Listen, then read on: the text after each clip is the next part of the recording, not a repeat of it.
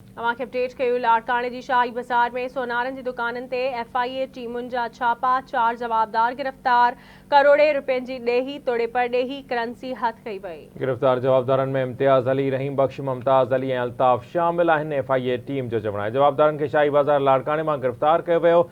जवाबदारनि खां मजमूई तौर ते 2 करोड़ 66 लख रुपया रोक रक़म हथ कई वई आहे। परॾेही करंसी में 11,625 इमारती दरहम, 2,810 सऊदी रियाल, 100 अमरीकी डॉलर भी हथ कया विया।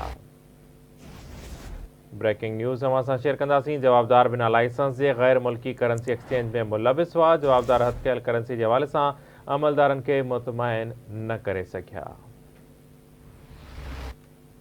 अपडेट कयूं पिया अवांखे। लाड़काणे जी शाही बाज़ार में सोनारनि जी दुकाननि ते FIA टीमुनि जा छापा, 4 जवाबदार गिरफ़्तार, करोड़े रुपयनि जी ॾेही तोड़े परॾेही करंसी हथ कई वई। गिरफ़्तार जवाबदारनि में इम्तियाज़ अली, रहीम बख्श, मुमताज़ अली ऐं अल्ताफ़ शामिल। अवांखे अपडेट कयूं पिया। जवाबदारनि खे शाही बाज़ार लाड़काणे मां गिरफ़्तार कयो वियो आहे। जवाबदारनि खां मजमूई तौर ते 2 करोड़ 66 लख रुपया रोक रक़म हथ कई वई।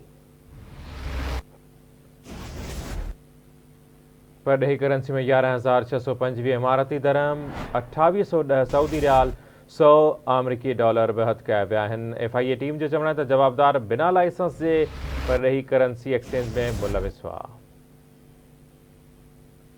जवाबदार हथ कयल करंसी के हवाले सां अमलदारनि खे मुतमइन न करे सघिया। जवाबदारनि खिलाफ़ वधीक कार्रवाई जारी आहे। एक भेरो ॿीहर ब्रेकिंग न्यूज़ अवां सां शेयर कंदासीं। लाड़काणे जे शाही बाज़ार में सोनारनि जी दुकान ते FIA टीमुनि छापा हया। 4 जवाबदारनि खे गिरफ़्तार करे करोड़े रुपयनि जी ॾेही तोड़े परॾेही करंसी हथ कई वई आहे। अवांखे अपडेट कयूं पिया। ब्रेकिंग न्यूज़ आहे। लाड़काणो मां शाही बाज़ार में सोनारनि जी दुकाननि ते FIA टीमुनि छापा हया आहिनि। 4 जवाबदारनि खे गिरफ़्तार भी कयो। तफ़सील मालूम कंदासीं रशीद समोखा। रशीद, अपडेट कजो, कहिड़ा तफ़सील आहिनि?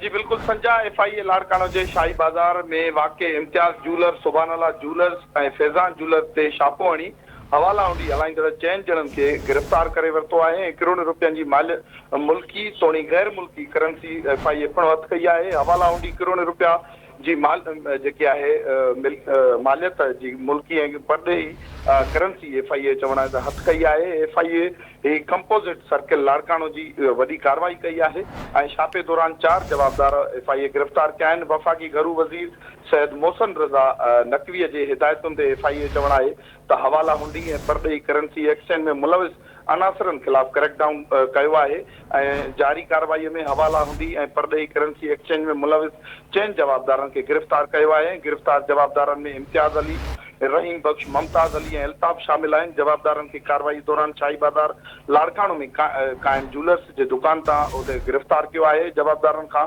जेका आहे मजमूई तौर ते 2 करोड़ 66 लख रुपयनि खां वधीक पाकिस्तानी पैसा FIA चवणु आहे त हथ कया विया आहिनि ऐं परॾेही करंसीअ जे मद में 11,625 अमारात ऐं दरहम ऐं जेको 2,810। ठीक है, बड़ी मेहरबानी रशीद इन हवाले से अपडेट करने लाइ। जी नाज़रीन, अवांखे आगाह कयूं पिया लाड़काणे में FIA टीम कार्रवाई कई है। लाड़काणे जे शाही बाज़ार में सोनारनि जी दुकाननि ते FIA टीमुनि छापा हणी 4 जवाबदारनि खे गिरफ़्तार करे करोड़े रुपयनि जी ॾेही तोड़े परॾेही करंसी हथ करे वरिती आहे। अवां सां ख़बर शेयर कयूं पिया। गिरफ़्तार जवाबदारनि में इम्तियाज़ अली, रहीम बख्श, मुमताज़ अली ऐं अल्ताफ़ शामिल आहिनि। जवाबदारनि खे शाही बाज़ार लाड़काणे मां गिरफ़्तार कयो वियो आहे। जवाबदार खां मजमूई तौर ते 2 करोड़ 66 लख रुपया रोक रक़म हथ कई वई आहे। FIA जी टीम जो इहो चवणु आहे परॾेही करंसी में 11,625 इमारती धरम, 2,810 सऊदी रियाल, 100 अमेरिकी डॉलर हथ कया विया।